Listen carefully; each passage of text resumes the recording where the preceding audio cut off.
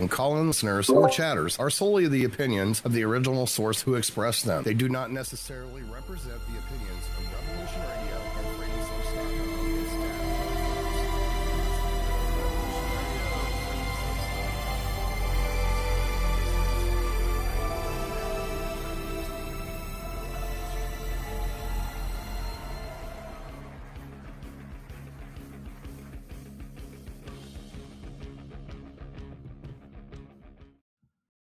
Thank you very much, and welcome to Platos Cave, coming into from Australia, the land down under, for Revolution Radio on revolution.radio. That's right, you can listen to us anywhere, on any platform, hopefully. If you do see us somewhere, please like, subscribe even if you want to. Our shorts especially, come and check out our long format shows. If you're listening to this, you're probably a fan of the show. Tell people about it, please. It's all about penetration. That's what it's about, right? Getting as many people on board as possible. But maybe you want to listen at home on a Grace Table of Digital Radio. That's okay too. It's all good. If you can, donate to the station. It is listener funded, which means there are no nasty corporate ads or any, I guess, music that might disturb your listening pleasure as we bloviate ceaselessly and give you probably an existential headache. But yeah, if you can donate, please do. Any currency is good, including crypto. If you can't donate, please tell people about the station. That's also good, right? Another good thing about the station is the archives are free, completely. Just go to the website, revolution.radio, and it's really easy to find. Now, before we start broadcasting at you in anger, which we will momentarily, we would like to acknowledge the traditional custodians of the land from which we broadcast. And for my colleague and fellow audiophile, Dave. Audiophile, definitely audiophile. It's the dark and junk for me, Mackie. Thank you, sir. And your sound is coming through beautifully loud and clear. For me, of course, it is the Direct people. Beautiful Direct country, and it's getting really nice. And we would like to thank the elders, past, present, and future. Thank you for letting us do that. All right. I'm going to list off a few things, Dave. Jump in anytime. I'll see if I can match them with news stories. Yeah, no, that's all good. Okay, it's a bit of a challenge accepted, he says. Okay. No, look, it's insane. Gold price has gone massively high. Nice. $3,508.50 per troy ounce. That's high. I predict here, I'm going to say it, $5,000. We're going to hit $5,000 an ounce. Why? Because the economy is uncertain. That's right. What really, and this is close to home, what really concerned me, though, was the protest, or marches, I should say, several marches and several that segue. Sorry, I told you we're just gonna go. We'll linger somewhere and we'll go back to a few of these. Sure, you will. But that's right. Let's see. Sure, yeah. Stream of consciousness. Here we go. No, but really, I was astounded because I hadn't heard, and I spoke to Dave about this on Sunday. I had not. Yeah, you're right, Comet. Silver is out too, and my father collected silver coins. Hurrah! Austrian silver coins in the currency that no longer exists. It's still the shilling, silver. the Austrian. It is. But I'm going to tell you. I'm going to tell you that platinum is not at a record, and neither is palladium. Palladium's actually fallen out. So silver is at a record, and it's $60 per ounce in Australian dollars, and gold, just for that matter, I wanted to let you know that it's $5,200 Australian per ounce. Yeah, that's about right. Yeah. That's. In fact, I predicted that. I said this to a friend 3 or 4 years ago, maybe longer, maybe even pre-COVID. I said gold is going to hit $5,000 an ounce, and I said Aussie dollars. He goes, yeah, sure. And I said, no, I will. It was at the time. It was, I think, just hovering around 2,000. Yeah. Yeah, it was just around there, but I knew it would go up, and I think it's going to hit 5,000. Yes. No, but the big question, the question around the gold price increasing is is usually answered by the stock not doing so well. People will move money that they have between stock and gold. And this is one of those, it looks like a signal if you're going to look at it, but we don't provide any financial advice. No, it's simple psychology, right? It's a bit like trading places when Eddie Murphy's predicting the rise of, I think, pork bellies. The price of pork bellies is going to go up. No, but this is, look, in uncertain times, investors, being the creatures of habit that they are going to what they perceive as safe havens. They want, safe haven, right? Stability. That's right. So gold is one. In fact, gold is probably the main one, right? Property is another, but gold, it's a lot easier to trade gold than it is to trade property. So gold is usually the one. No, but what really surprised me, Dave, were the protest marches that happened in Australia. I'm now a little worried about the Australian political climate as well, because I know Dave and I have privately talked about this. It's never been on the air because it was, in my opinion, it was too explosive a topic, and we discussed some crazy stuff, I know. But we recently experienced a fairly significant influx of immigrants after post-COVID. Now, net, there hasn't been a big change between now and pre-COVID. So if we had normal migration through the COVID years, we'd be exactly where we are today. Okay, there would be no difference. The problem that the perceived problem that we're having is that a lot of these people came in one big chunk in a fairly quick amount of time. And a lot of people from India happen to be in that big chunk of people coming in. And now there's a lot of sentiment. And this is sentiment that Australia hasn't seen in a long time. We've never really had, not since the 70s, had immigration fear or protests like this. And this actually went so far as to encourage some neo-Nazis to come out and attack an Aboriginal camp, if you will, that had been there for quite some time, and it's called people got Camp injured. Sovereignty. Correct. A lot of people got injured. People were arrested, and there were literally thousands of people. Most of them, completely peaceful. And look, I understand the sentiment, but again, I want to repeat here: if COVID hadn't happened, and because we had zero migration during the COVID years, nothing, okay, zero. If COVID hadn't happened, we would be in exactly the same position as we are today vis-a-vis migration. There wouldn't be any difference, okay? However, there is a perception that we got this huge influx of migrants.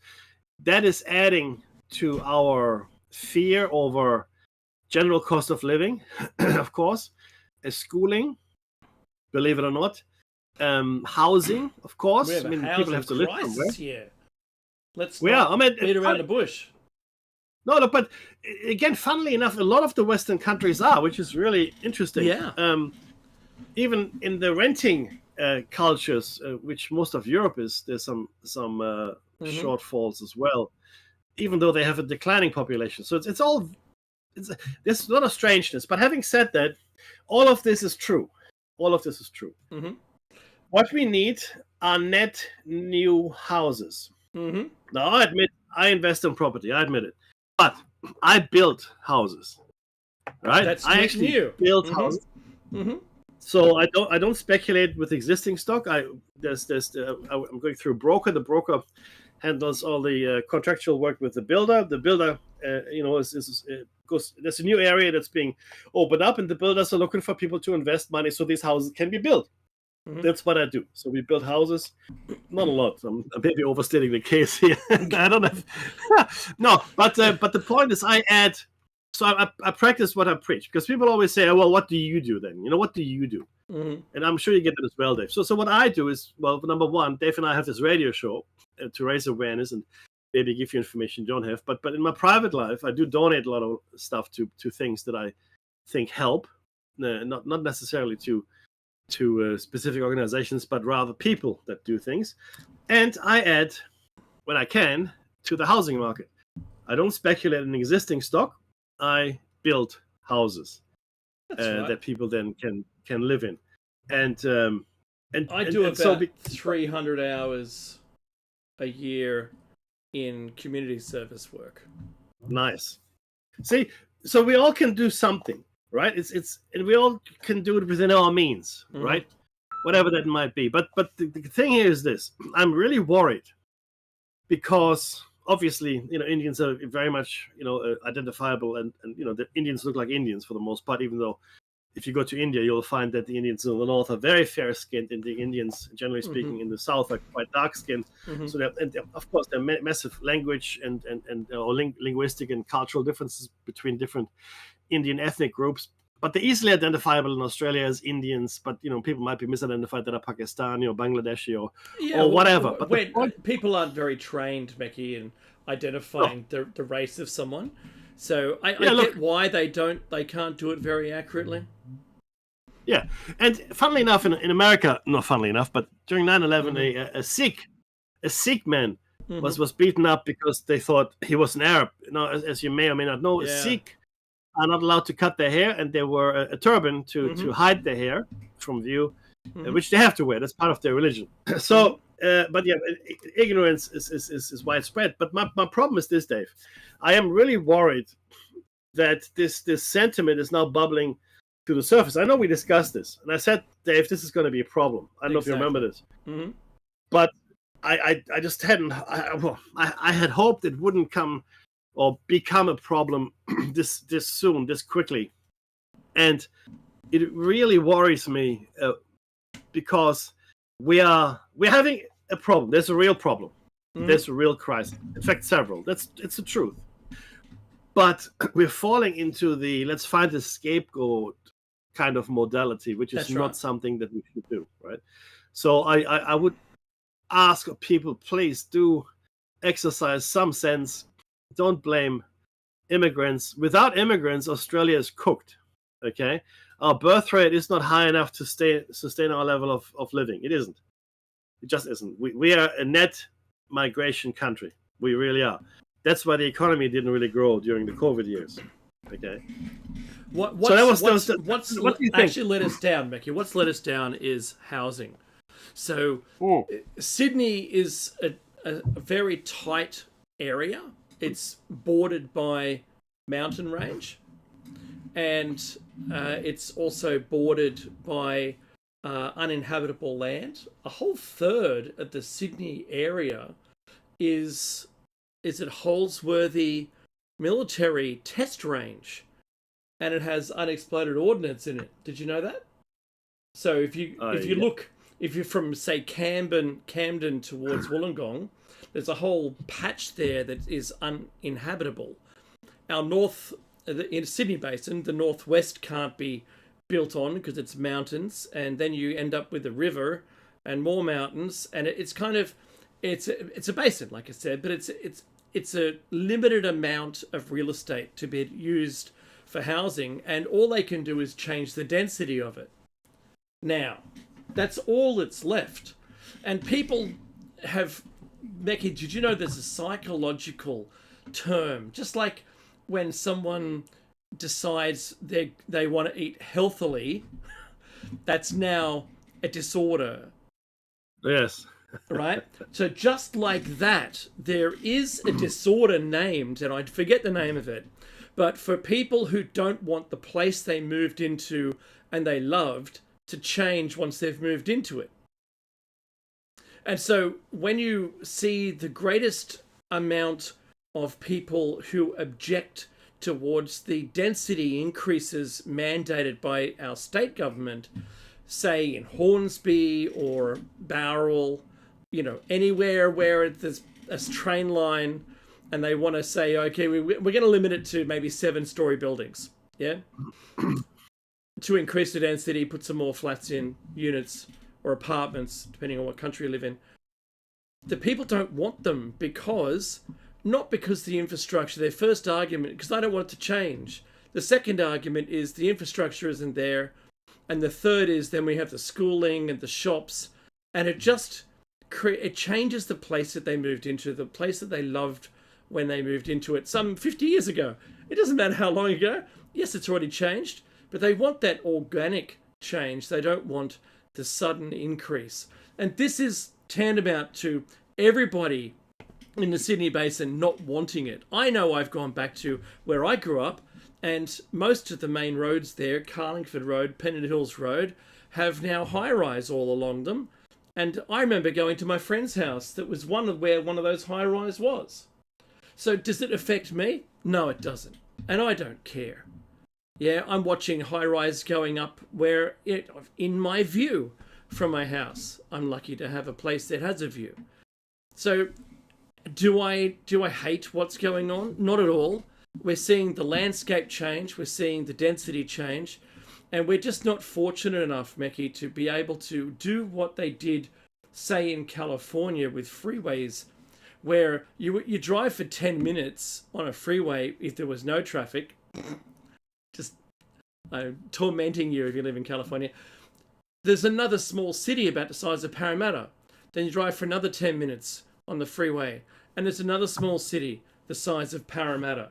They don't have size cities like Sydney CBD, but they have these little tiny ones, and all of them are surrounded by residential.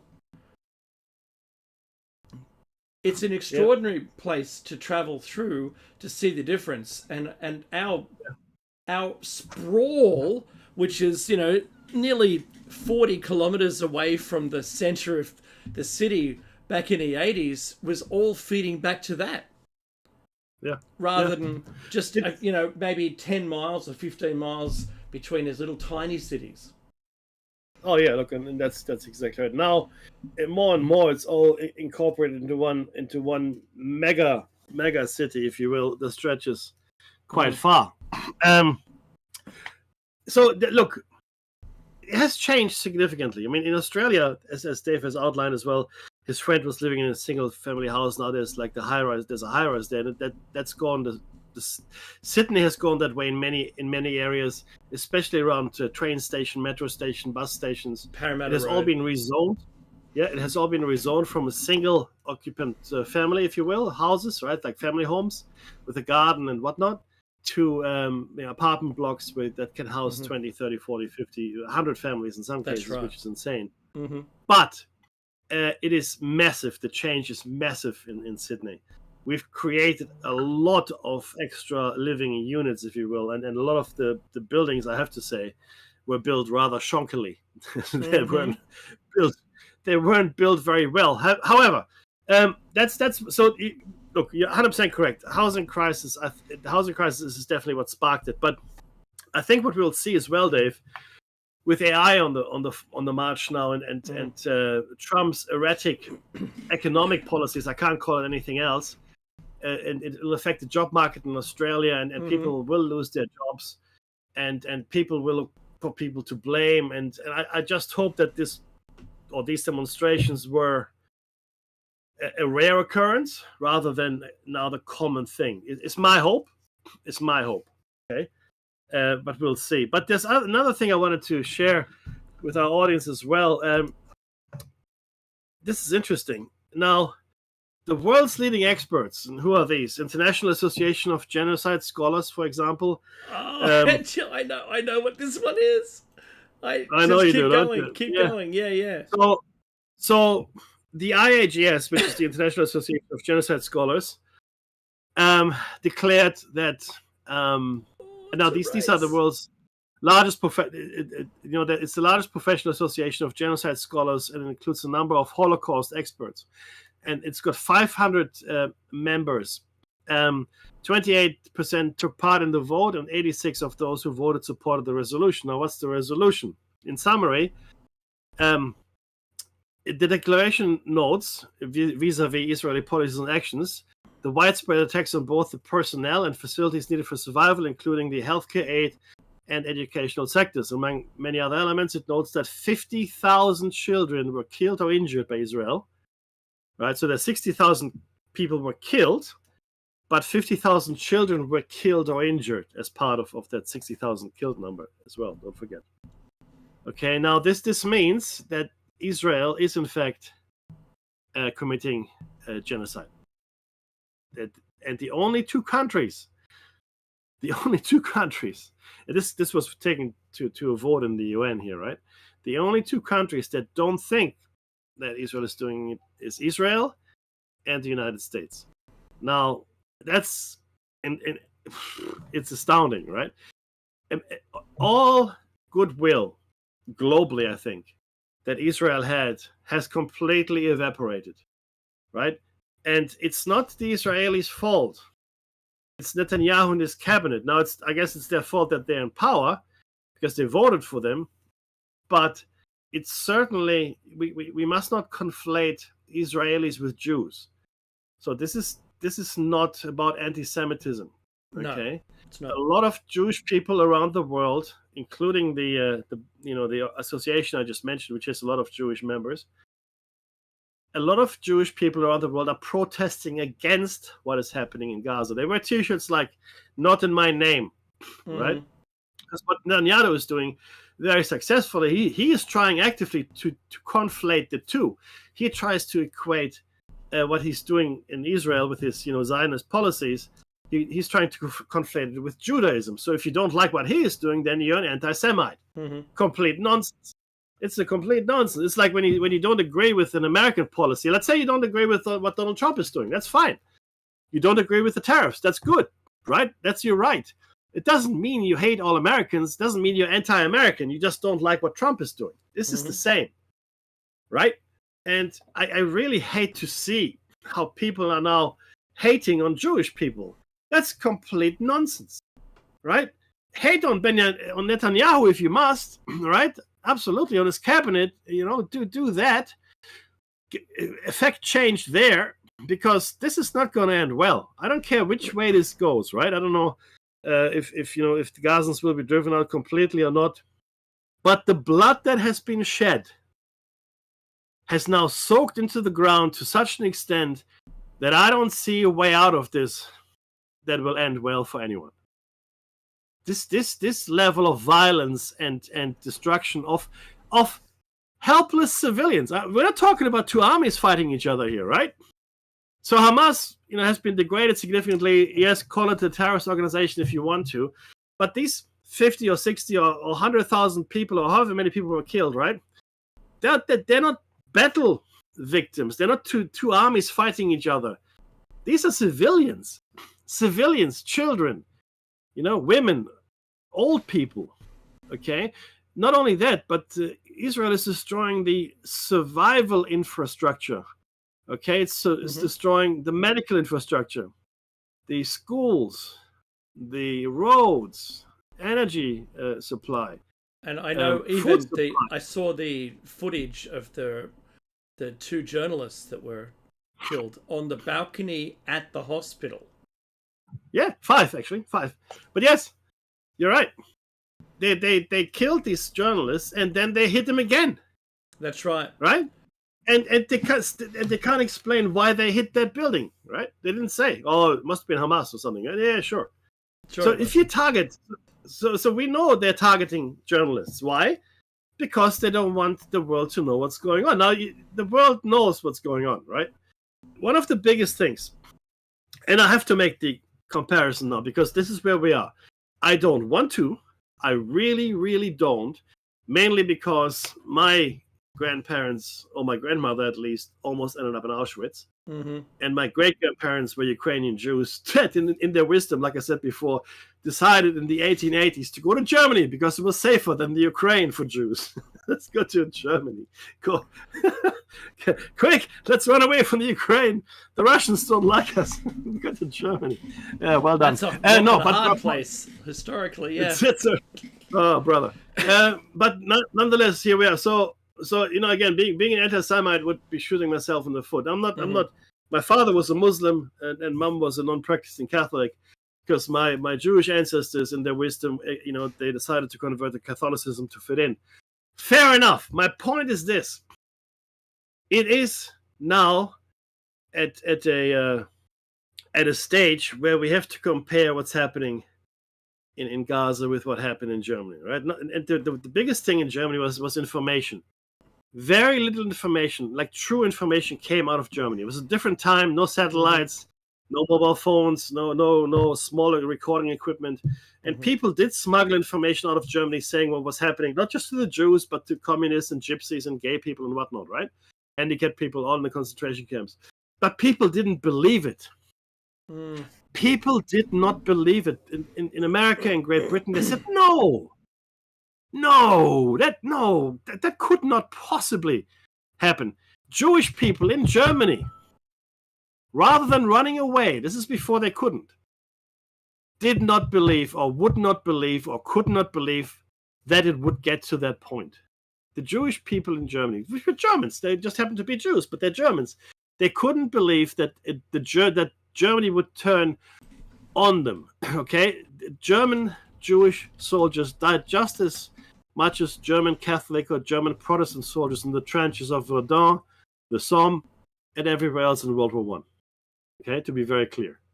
My grandfather in World War II was fighting in the Eastern Front in Breslau, lost his arm. 2 meters tall, came back weighing 40 kilos.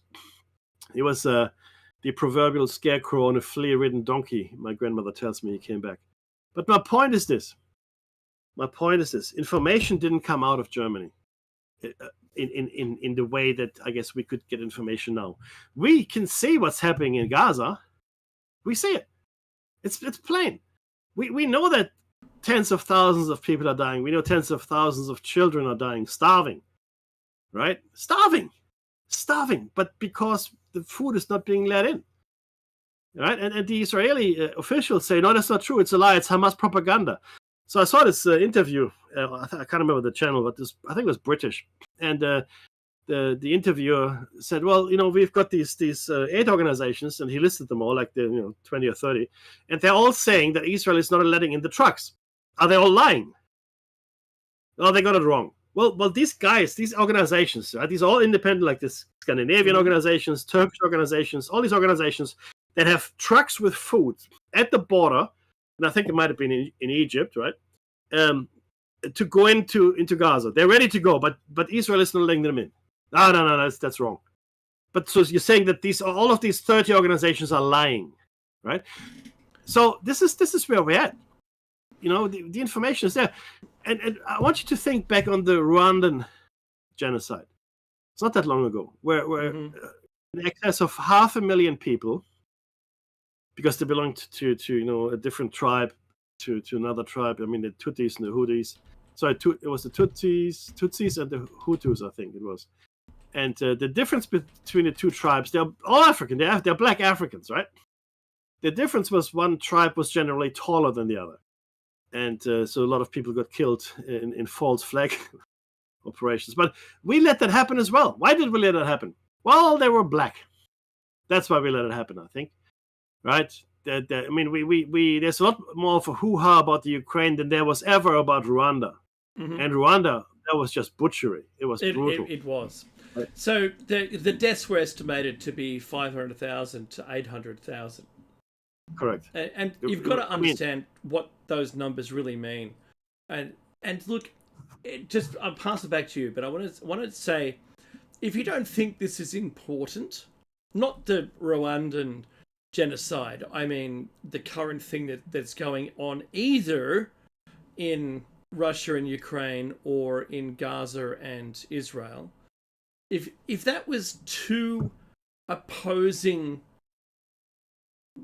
let's say, races of people, if it was China and America, just saying, for a difference, if they were that close to each other and this was going on, either side doing it to each other, it's irrelevant. How we would view it differently is, I think, the important thing, the take-home message here.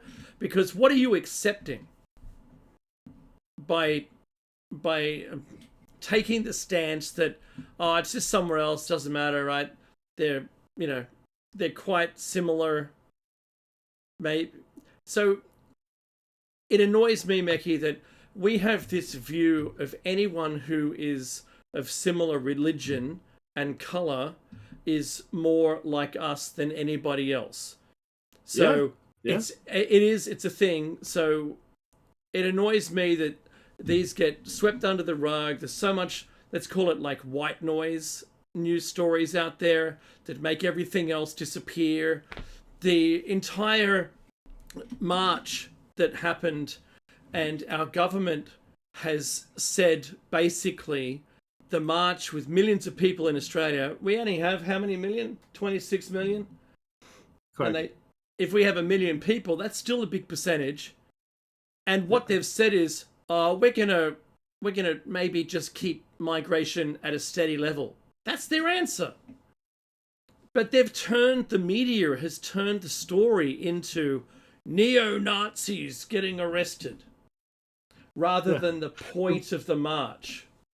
Correct. The vast majority, to your point, Dave, and I'm completely agreeing with you here, the vast majority of the protests were completely peaceful.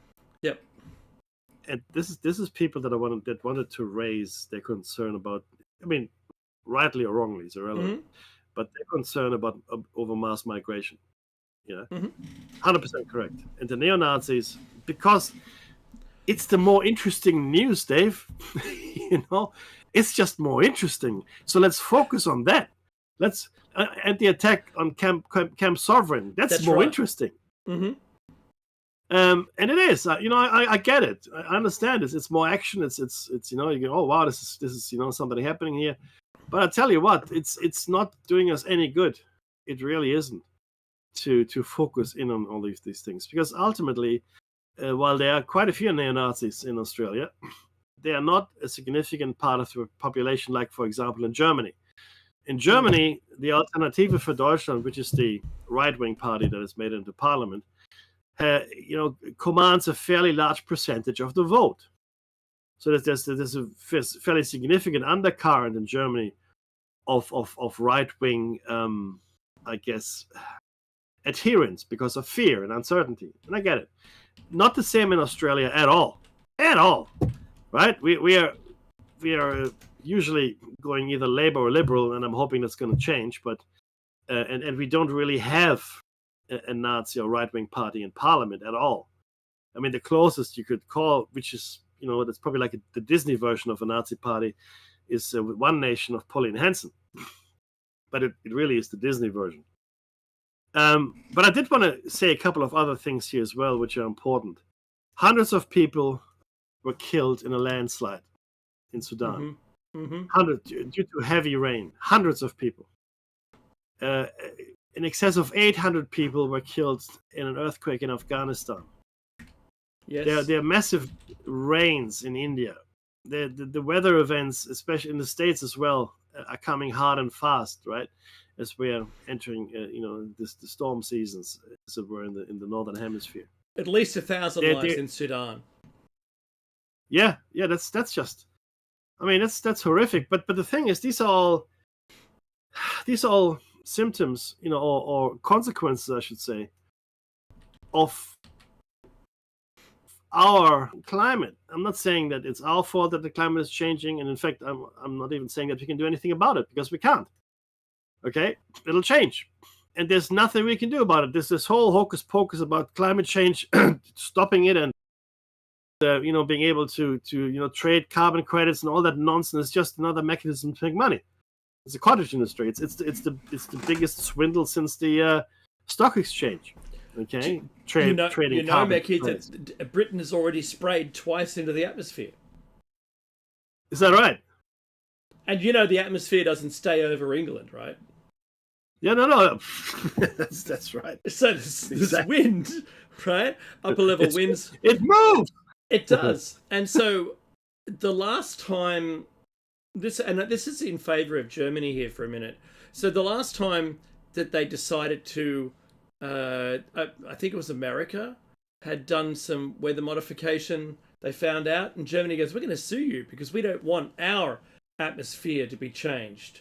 You didn't ask us. Well, and I see this has to be tested in court, because not everyone can agree that it's the right thing to do. Oh, by the way, I do have the Afghanistan earthquake. This is the headline.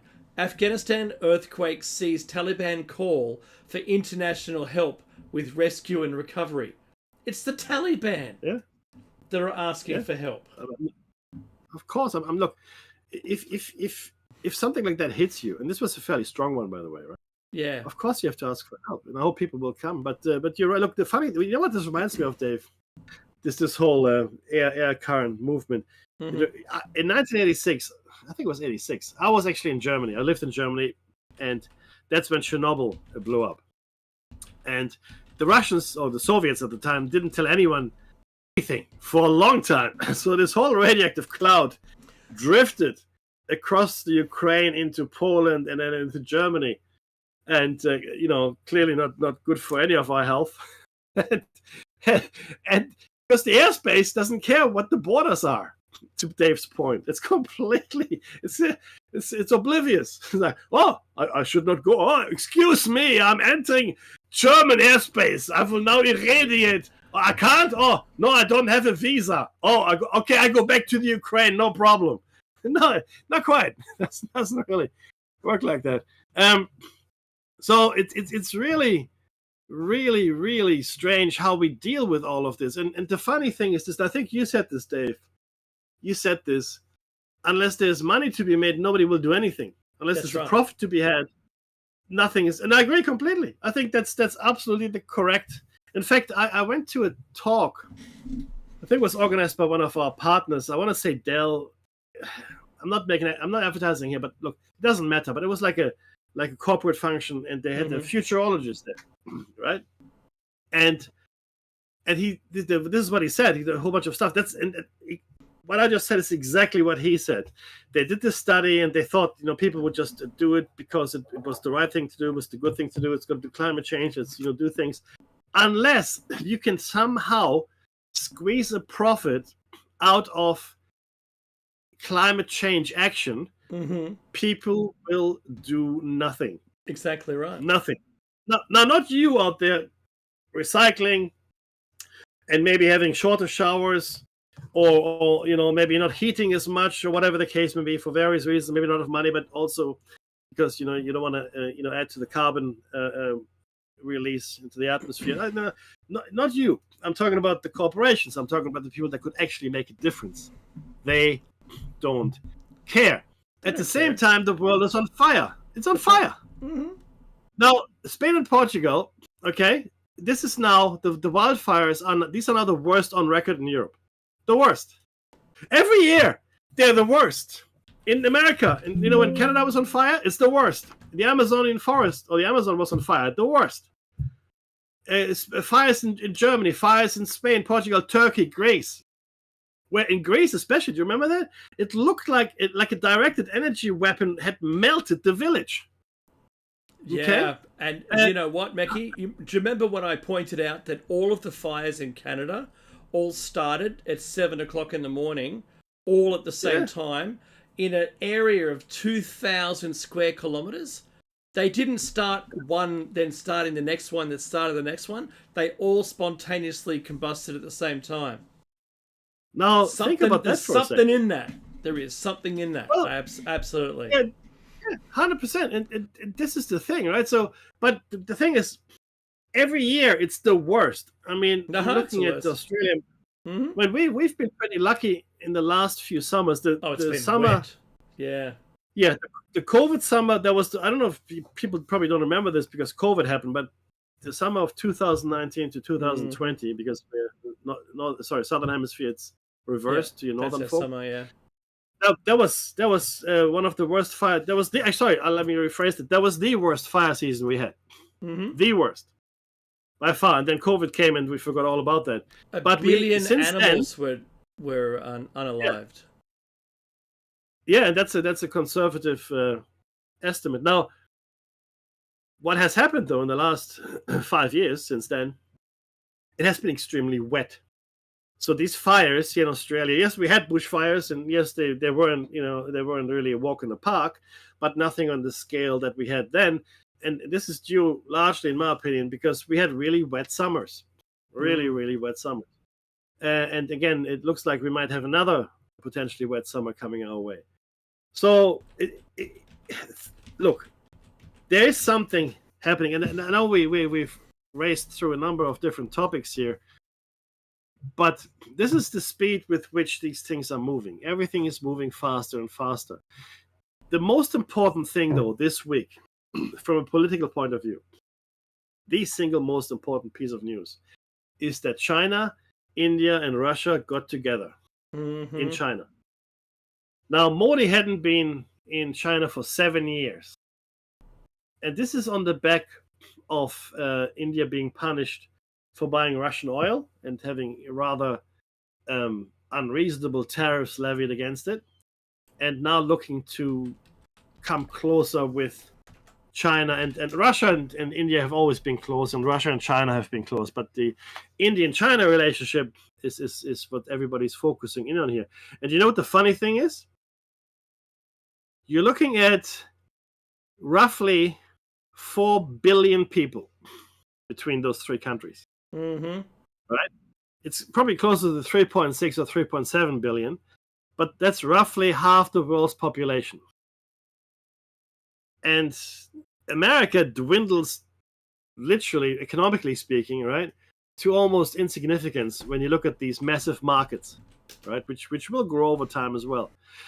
And that's a powerhouse that you really don't want to mess with too much, right? And for the first time, the southern leaders are coming together here as well in this. Brazil and with BRICS, etc. India, of course, is one, and then the Southeast Asian nations, African nations. Do you know who also caught a train there? Yeah, I know. Go on. Kim Jong-un. Yeah, that's right, brother. That's right. So, all the dictator-like people got together, and Trump is probably thinking, "Oh, come, I didn't get an invite." We lost it. The dog ate it. You were invited, Donald, but the dog ate it. Oh, look, hey, the next one for sure. The next one. Someone checked the post box. Come on, what? But I am of the opinion, and you know this all, if you've listened to the show before, that the system of power and the structure we build around it, with the UN and the World Court and blah, blah, blah, all that stuff, is no longer reflecting global realities. Right? That's true. The Permanent Security Council, if there is one, if there were a UN, and I think the UN is not a bad idea. Sorry? It's got no teeth. It's useless. No, I know, but at least it's a place where people can talk. They can air their dirty laundry. Yeah, I'm for the UN. I'm not against it. I really am for it. Give it more power if you want it to be like a working thing, but do that. But then you're coming into the other conspiracy of global government, and then there's a whole different other one world government fixes everything. Yeah, see that? Yeah, clearly that's a whole other can of worms. But my point is this: with no oversight. If there is UN, by whom? God. If there were no UN, that would be a bad thing, I think. But I think it has to reflect reality. I think if there is a Security Council, China should be in it, which it is. Russia should be in it, which it is. India should be in it, which it isn't. Brazil should be in it, which it isn't. Germany should be in it, which it isn't. Japan should be in it, which it isn't. So what I've done here, I've looked at economic and power as well as population numbers. So if you put all these countries in, so France, Great Britain are out. No point having them in. United States obviously stays in there, right? The Sudan, if it hadn't been split, then then it would be in there just by sheer population. But if you put all these countries into the Security Council, and they meet on a regular basis, and they foster relationships, etc., that would be a good thing. Plus, we recognize that the world has changed. India is no longer a colony. China is no longer, some kind of backwater. Brazil is now an economic, cultural, and political powerhouse too. Okay. In fact, and this is another thing, Dave. And this has nothing to do with anything, but it's just something I came across this past week. More and more do we realize that history is not quite the way we were taught in school.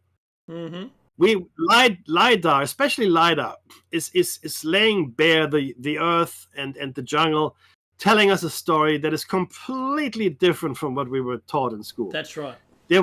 There were cities, there were civilizations in South America, in Asia, right? I mean, if you look at Angkor Wat, we think Angkor Wat is just the one building with a few surrounding buildings. Not at all. It's stretched over a vast area, vast. Africa. Africa has got massive settlements, which only now we realize. I mean, Michael Tellinger, of course, has been saying this for years, and he's correct. Mm-hmm. Yeah, in fact, this is how Graham Hancock got started, believe it or not, in his interest at least. He was in Africa reporting, and he ran into Michael Palin in one of Michael Palin's documentaries. And he started, we're talking like 35 years ago, and he was talking to Michael Palin about, I think it was pole to pole maybe, about, they have these civilizations here in Africa, which are ancient. He was working for the BBC as a journalist back then. That's Graham Hancock. So, but more and more, do we realize these aren't just stories or crank ideas or fringe science or whatever? No, it's reality. The South American continent had a population in the tens of millions, at least. Exactly. And Africa is about 200,000 years ago. There was a civilization there, and their story lines up with the Anunnaki visiting. Yeah. It is quite amazing how these ancient stories, these things we like to dismiss as myth and. What about the Chinese pyramids? Massive pyramids. Yeah, and not just. But this is the thing. Pyramids in China. Pyramids or pyramid. And when I say pyramid, I mean a structure which is roughly pyramidal in shape. Okay, so they've been covered in soil and trees now, but that's all right. Don't come to me with your definitions. Oh, it's not really a pyramid. It's really more like a ziggurat. I understand. I get it. But for simplicity's sake, I'm going to call it a pyramid. Okay, it's my show. I can do whatever I like. What's under the Saharan desert sands? Exactly. Right? The Eye of Africa. And then you've got the pyramids in Bosnia. You've got the pyramids, like as Dave said, in China. You've got the pyramids in Indonesia. You have the pyramids or pyramidal structures both in North and South America, right? And you've what's got in pyramidal Antarctica? structures.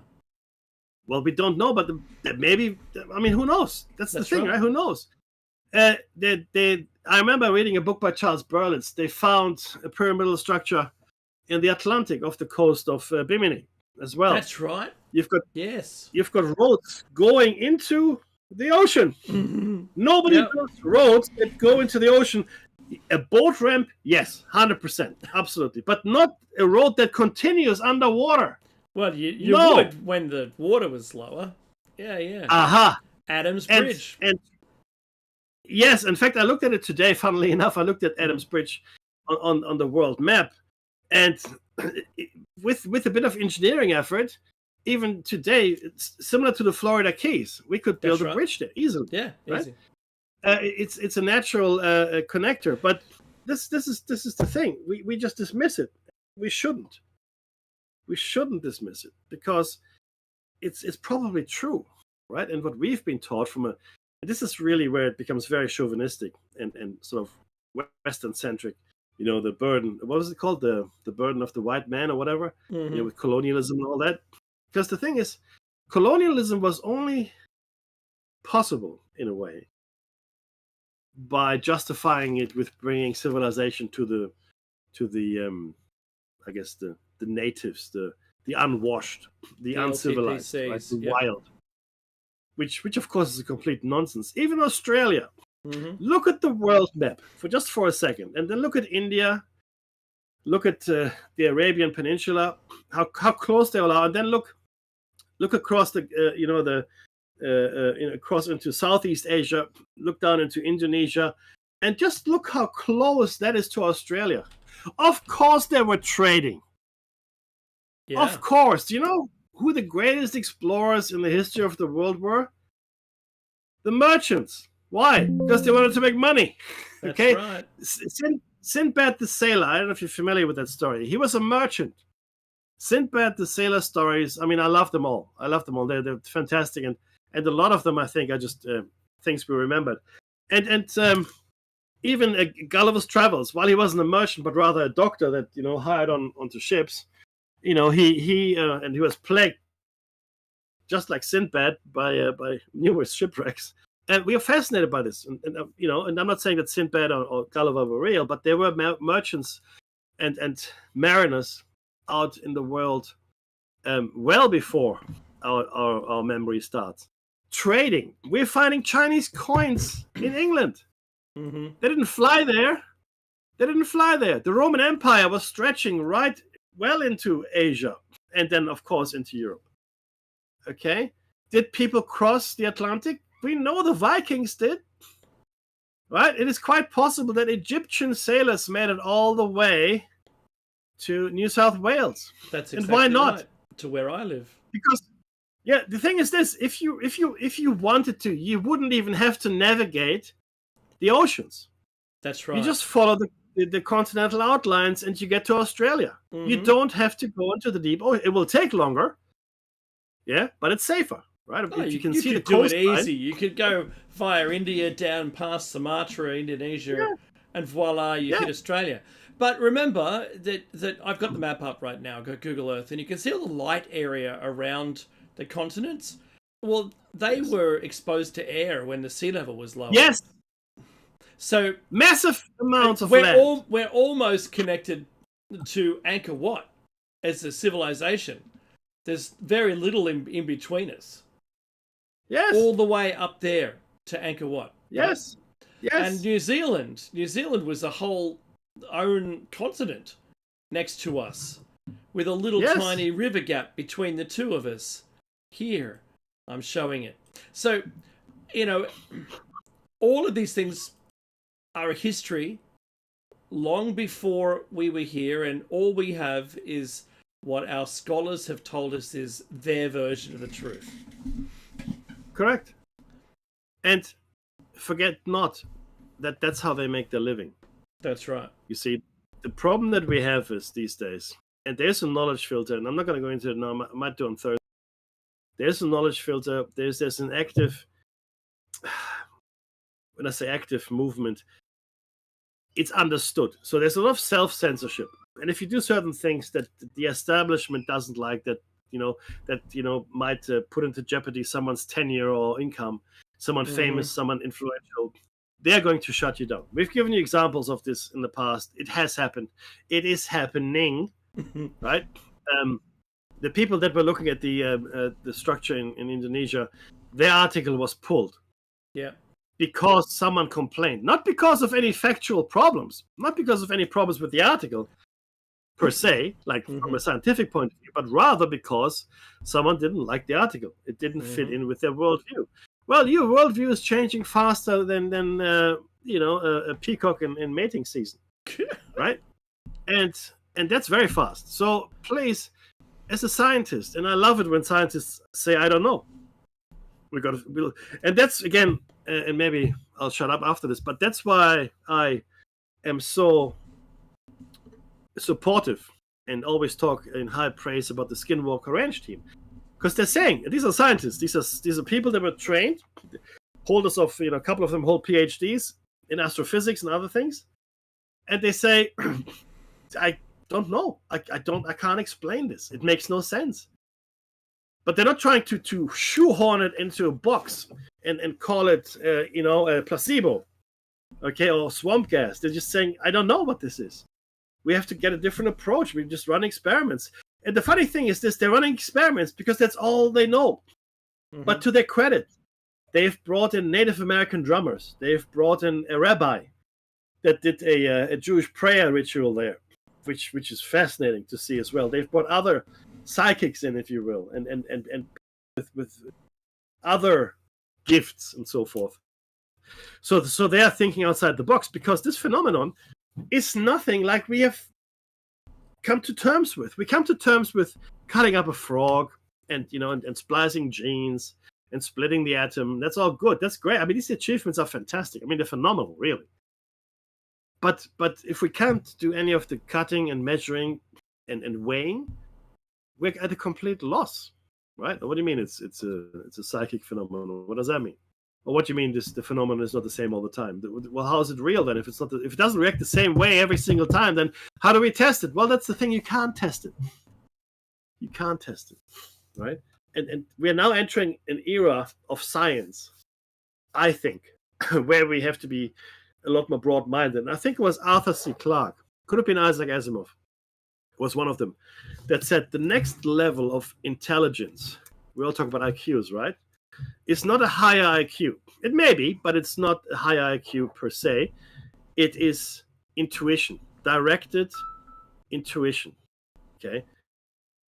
Trusting your faith leaps, trusting your intuition. That's the next level of evolution when it comes to cognitive processes. Your gut feeling, intuition, which we've completely disregarded. And this comes from Arthur C. Clarke and Asimov, who both were scientists. And I think if you study quantum physics, you also go into the school of, well, maybe we should look at the spiritual and the consciousness. And you know what Bigelow is studying now after 20 years on Skinwalker Ranch? He's a billionaire, right? You know what he's studying now? Consciousness. And that's the music. Thank you so much for listening to Platos Cave on Revolution Radio. If you're sticking around, that would be great. Please do. Mitchell Bob is on Studio B right after us here. We're on A, so you have to change to B if you want to listen to him. But you can stay on A, that's good too. Listen to us again on Thursday, and do like, subscribe if you see our stuff out there. And Dave, be safe, everyone.